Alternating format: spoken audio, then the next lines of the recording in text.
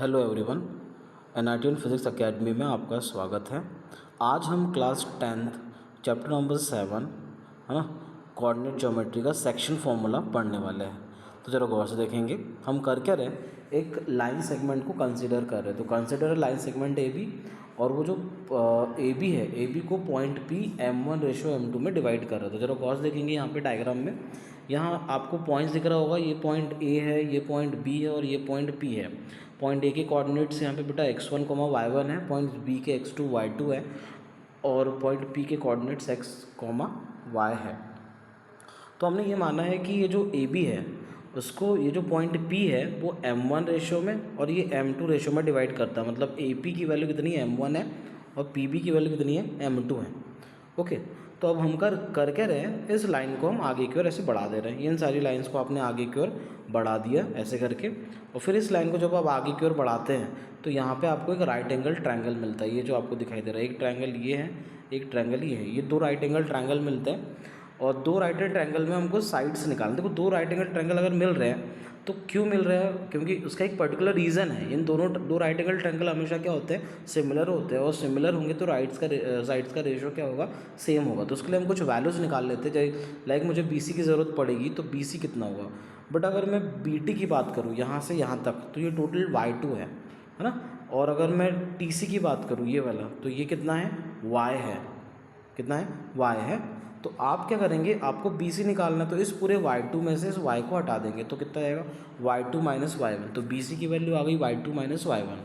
Similarly मुझे चाहिए किसकी वैल्यू, ये जो मुझे पॉइंट दिया PC की वैल्यू चाहिए। तो पूरा PR की वैल्यू कितनी है, y है। पूरे PR की वैल्यू y है। सिंस अगर मैं y में से इस y में से इस y1 को घटा दूँ, y1 से y1 को अगर सब्सट्रैक्ट कर दे तो मुझे किसकी वैल्यू मिल जाएगी, PC की वैल्यू मिल जाएगी। यहाँ पे आप देख सकते हैं। सिमिलरली मुझे ज़रूरत है किसकी, AQ की। तो AQ निकालने के लिए ओरिजिन से यहाँ तक की जो डिस्टेंस है वो पूरी की पूरी कितनी है, x2 है। आप यहाँ पे देख सकते हैं। मुझे अगर ओनली क्या चाहिए, AQ चाहिए, तो x2 में से इस x को, हाँ मतलब वही बोलना चाह रहा कि टोटल x, एक्चुअली यहाँ से यहाँ तक x है और ये x1 है। मुझे x में से x1 और हटाना पड़ेगा तो मुझे AQ मिल जाएगा। सिमिलरली मुझे क्या चाहिए, आगे PC चाहिए, ये PC चाहिए। तो मुझे ये देखना पड़ेगा कि टोटल OT कितना है। OT है मेरा कितना, x2। अगर मैं x2 में से, इस x2 में से सिंपली x को हटा दूँ, ये इतना है ना, मतलब OR को हटा दें, तो किसकी वैल्यू मिल जाएगी आपको, PC की वैल्यू मिल जाएगी। तो ये सारी वैल्यू हमारे पास है। ओके, हमको करना क्या ज़रा देखेंगे, we have to find the coordinate of point P। x और y की वैल्यू आपको यहाँ पे निकालनी है, किसमें, सेक्शन फॉर्मूले में। ठीक है, तो ज़रा देखेंगे जो हमारे पास बाकी का पोर्शन है इधर साइड लेफ्ट में। एक मिनट इसको जूम आउट कर लेते हैं, 1 मिनट। तो जब उसको जूम आउट करेंगे तो इधर साइड का पोर्शन आप देखेंगे। इस पोर्शन को हम समझते हैं। तो ट्रायंगल ABC में गौर से देखना, यहाँ पे हमको पूरे की ज़रूरत पड़ेगी अब। ओके, तो यहाँ पे हमने ऑलरेडी माना था कि AP इक्वल टू कितना है, AP इक्वल टू है M1 और PB इक्वल टू कितना है, M2। तो हमने AP अपॉन PB की वैल्यू निकाल ली, M1 अपॉन M2। हमको पता है दोनों ट्रायंगल क्या है, सिमिलर है, तो उनकी साइड्स का रेशो भी आपस में क्या होगा, सेम होगा। बात समझ रहे हैं आप। तो ये AP अपॉन कितना हो जाएगा, PB, और BP अपॉन कितना हो जाएगा, आप AQ अपॉन PC हो जाएगा, और BQ अपॉन BC हो जाएगा। इसको इक्वेशन 1 देंगे। सबकी वैल्यू आपने अभी निकाले हो डायग्राम में, मैंने आपको अभी समझाया हूँ। ठीक है, तो सबकी वैल्यू अगर देखेंगे यहाँ पर आप, तो बेटा AP की वैल्यू M1 है, PB की वैल्यू M2 है, AQ की वैल्यू x - x1 है, जबकि PC की वैल्यू कितनी है, x2 - x है, PQ की वैल्यू y - y1 है, BC की वैल्यू y2 - y1 है। अगर ये सारी वैल्यू को हम इक्वेशन नंबर 1 में पुट कर दें, जब आप इक्वेशन 1 में सारी वैल्यू पुट करेंगे तो M1 upon M2 is equal to, यहाँ देखना सबसे पहले हम देखने वाले AQ की वैल्यू। तो AQ की वैल्यू कितनी है, x - x1 है, तो आपने x - x1 रख दिए।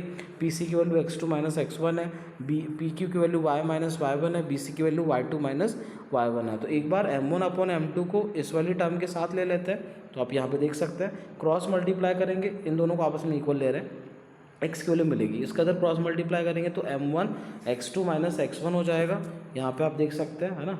और M2 का अगर मल्टीप्लाई करेंगे तो M2 x - x1 हो जाएगा। मल्टीप्लाई करेंगे M1 x2 - M1 x, M2 x - M2 x हो जाएगा। तो M1 x2 plus M2 x1 क्योंकि ये वाली m2x1 वाले टर्म को लेफ्ट में लेके चले जाओ और ये वाले टर्म को राइट में ला लो, तो m1x प्लस कितना बचा, m2x बचा, m2x ये और m1x ये प्लस, तो ये वाली चीज़ बची। अब यहाँ x कॉमन है दोनों में, आप देख सकते हैं, तो आपने यहाँ पर x को कॉमन ले लिए दोनों में से, और ये जैसे कि तैसी टर्म बची, we have to find out value of x के लिए तो इसको अपॉन में लेके जाएंगे, ये x के कोऑर्डिनेट्स मिले, मतलब x की लोकेशन मिली। सिमिलरली फॉर द y, है ना, y के लिए भी आपको क्या करना है ज़रा देखेंगे। y के लिए m1 अपॉन m2 को आप आपस में इक्वल लेके चलेंगे, ये आपको दिखाई दे रहा है यहाँ पर, क्रॉस मल्टीप्लाई करेंगे तो m1 y2 माइनस y के साथ हो जाएगा, और ये जो m2 है y माइनस y1 के साथ हो जाएगा। मल्टीप्लाई करेंगे तो m1 y हो जाएगा, इसका मल्टीप्लाई करेंगे तो ये m1 y2 हो जाएगा और m1 y हो जाएगा, फिर इधर मल्टीप्लाई करेंगे तो m2 y minus m2 y1 हो जाएगा। ओके, अब m2 y1 को लेफ्ट में लाना है, तो ये m1 y2 यहाँ पे आपको दिखाई दे रहा है, ये वाली टर्म को हमने यहाँ पे ला ली है, तो ये वाली टर्म इधर राइट में जाएगी, तो ये वाली टर्म इधर आ गई प्लस में, और ये वाली टर्म जैसे कि तैसी रही। अब ये y दोनों में कॉमन है, तो इस y को बाहर ले लो, क्या बचेगा, m1 प्लस m2 बचेगा, और m1 y2 plus m2 y1 बचेगा।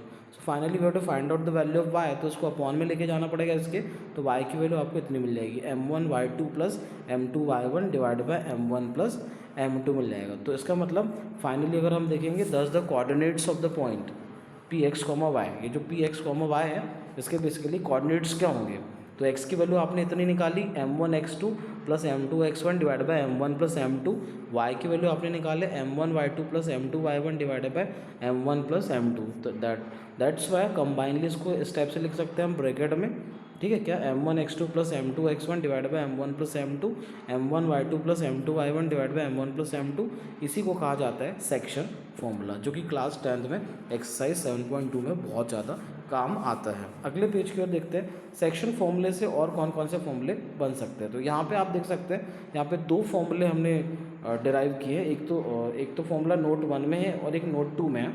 सेक्शन फॉर्मूला ऑलरेडी आपको पता है कितना होता है, m1 x2 plus m2 x1 divide by m1 plus m2, m1 y2 plus m2 y1 divide by m1 plus m2।